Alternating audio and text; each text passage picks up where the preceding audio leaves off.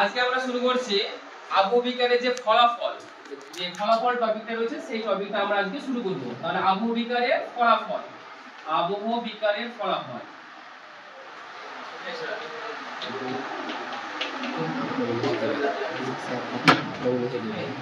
আবহবিকারের ফলাফল। তো আবহবিকারের ফলাফলগুলো কি কি? এক নম্বর পয়েন্ট আছে আমাদের রেগোলিক। কি? রেগোলিক সৃষ্টি,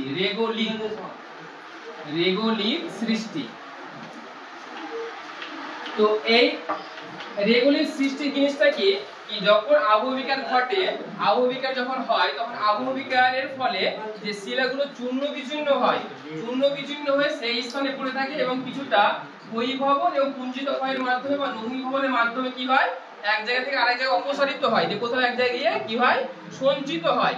তো এই যে ক্ষয়িত পদার্থগুলো আবহবিকারের ফলে যে শিলাচূর্ণগুলো ভেঙে টুকরো টুকরো হচ্ছে, সেই ক্ষয়িত পদার্থগুলোকে বলা হয় রেগোলিক বলা হয়। তো আবহবিকার প্রথম যে ফলাফল, সেই ফলাফলটা হচ্ছে রেগোলিক। প্রথমে আগে কি সৃষ্টি হবে? রেগোলিক সৃষ্টি হবে। তারপরে যে 2 নম্বর পয়েন্টটা আছে সেটা হচ্ছে মাটি সৃষ্টি, মাটি বা মৃত্তিকা সৃষ্টি, মাটি বা মৃত্তিকা সৃষ্টি। তো এই মাটি বা মৃত্তিকা সৃষ্টি দ্বিতীয় ফলাফল হচ্ছে আবহবিকারের দ্বিতীয় ফলাফল হচ্ছে মাটি বা মৃত্তিকা সৃষ্টি। তো প্রথমে রেগুলেট সৃষ্টি হয়, তারপরে কি সৃষ্টি হয়? মাটি সৃষ্টি বা মৃত্তিকা সৃষ্টি হয়। তাহলে আমরা জানি একটা আদর্শ মাটি বা যে কোনো মাটির যে স্তর রয়েছে, একটা আদর্শ মাটি যে কোনো একটা মাটির স্তর রয়েছে, তো আমরা জানি সবথেকে উপরের যে স্তর সেখানে বিভিন্ন গাছপালা থাকে, উদ্ভিদ থাকে, ঠিক আছে? বিভিন্ন গাছপালা, উদ্ভিদ, বাড়িঘর, মানুষ, প্রাণী ইত্যাদি বসবাস করে। সেই স্তরটাকে বলা হয় ও স্তর। তাহলে মাটির সবথেকে উপরের স্তরটা হচ্ছে কি? ও স্তর, ও স্তর বলা হয়। তারপরে যেটা স্তর হচ্ছে সেটাকে বলছি আমরা এ স্তর। কি স্তর? এ স্তর, এ স্তর। তারপরে যেটা স্তর রয়েছে সেটা হচ্ছে বি স্তর, সেটাকে মাটির কি বলা হয়? বি স্তর বলা হয়। তারপরে যেটা রয়েছে সেটা হচ্ছে সি স্তর। তারপরে একেবারে নিচের দিকে রয়েছে আদি শিলা বা ডি স্তর আমরা বলি। সেখানে কি রয়েছে? আদি শিলা বা ডি স্তর বলা হয়ে থাকে। তাহলে এই যে মাটি সৃষ্টি হচ্ছে, মাটি কিভাবে? রেগোলিত থেকে কিন্তু মাটি সৃষ্টি হয়। প্রথমে রেগোলিত হয়, এই যে এখানে রেগোলিত পড়ে আছে, ছোট ছোট টুকরো টুকরো টুকরো টুকরো শিলাখণ্ডগুলো পড়ে রয়েছে। তো এই শিলাখণ্ডগুলো, রেগোলিতগুলো কি হয়? কি আবহাওয়ার যে বিভিন্ন উপাদান রয়েছে, আবহাওয়ার যে বিভিন্ন উপাদান রয়েছে, আবহাওয়ার বিভিন্ন উপাদান যেমন বৃষ্টিপাত, তারপরে উষ্ণতা, আর্দ্রতা, এগুলোর দ্বারা বিভিন্ন যে প্রাণীর দেহ বা যে পচা পাতা হিউমাস, সেই হিউমাসের মাধ্যমে কি হয়? এর মাধ্যমে বিয়োজিত হয়ে বিয়োজিত হয়ে তখন মাটি সৃষ্টি করে। তো প্রথম কাজ হলো রেগুলেটকে বিভিন্ন আবহাওয়ার বিভিন্ন উপাদানের দ্বারা, বিভিন্ন গাছপালার দ্বারা কি হয়? গাছপালার দ্বারা রেগুলেটগুলো কি হয়? বিয়োজিত হয়। বিয়োজিত হয়ে প্রথমে যে পদ্ধতিটা হয়, প্রক্রিয়াটা হয়, সেটা বলা হয় হিউমাস তৈরির পদ্ধতি বা হিউমিফিকেশন বলা হয়। কি বলা হয়? হিউমিফিকেশন। মানে যখন গাছের ডালপালা, পাতা, ফুল ইত্যাদি পড়ে যায় মাটিতে, যে মাটিতে পচে যায় বৃষ্টির জলের সঙ্গে বা কিছু কারণে, তখন সেটাকে বলা হয় হিউমাস বলা হয়। হিউমাস প্রথমে তৈরি হয়। এই হিউমাস তৈরির প্রক্রিয়াকে বলা হয় হিউমিফিকেশন। কি বলা হয়? হিউমিফিকেশন। এবার প্রথমে যে রেগুলেটরের মধ্যে কি হবে? এই রেগুলেটরের মধ্যে বিয়োজিত হয়ে হিউমাস, বিভিন্ন জৈব পদার্থগুলো কি হবে? সঞ্চিত হবে, মাটির মধ্যে কি হবে? মিশে যাবে। এই রেগুলেটরের সঙ্গে জৈব পদার্থগুলো, বিভিন্ন যে হিউমাসটি রয়েছে, হিউমাসগুলো মিশে যাবে। এটাকে বলা হয় হিউমিফিকেশন। এরপরে আরো কি রয়েছে? এই শিলাগুলোর মধ্যে বিভিন্ন খনিজ থাকে। আমরা জানি শিলার মধ্যে কি থাকে? খনিজ থাকে। সেই খনিজগুলো কি হয়?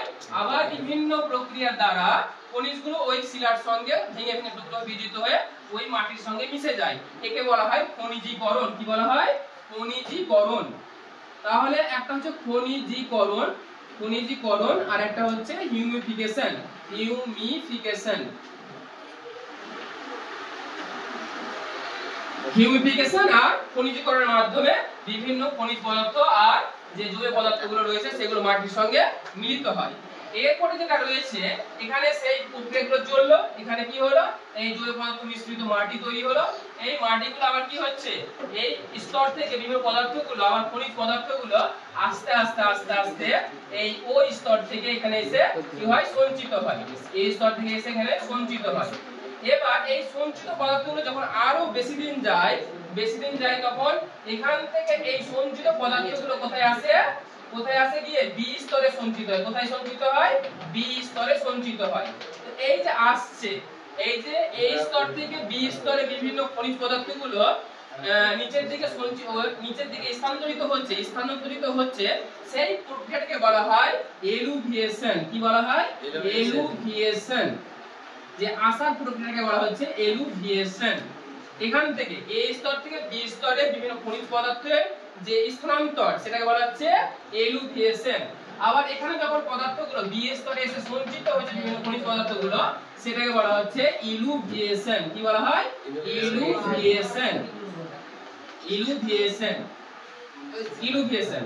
এবার এখান থেকে আরো নিচের দিকে স্তর যত দিন যাবে, আস্তে আস্তে যত দিন যাবে, যত বছর যাবে, তত মাটিগুলো কি হবে? আরো পরিপক্ক হবে, পরিণত হবে। তো আস্তে আস্তে সি স্তরের বৃদ্ধি হবে, তারপরে আদি শিলা দেখা যাবে। তো এইভাবে একটা মাটির মধ্যে প্রথমে ও স্তর, তারপরে এ স্তর, বি স্তর, সি স্তর এবং আদি শিলা, এইভাবে একটা পরিপূর্ণ মাটি বা পরিণত মাটি বা আদর্শ মাটির সৃষ্টি হয়। আদর্শ মাটির সৃষ্টি হয়।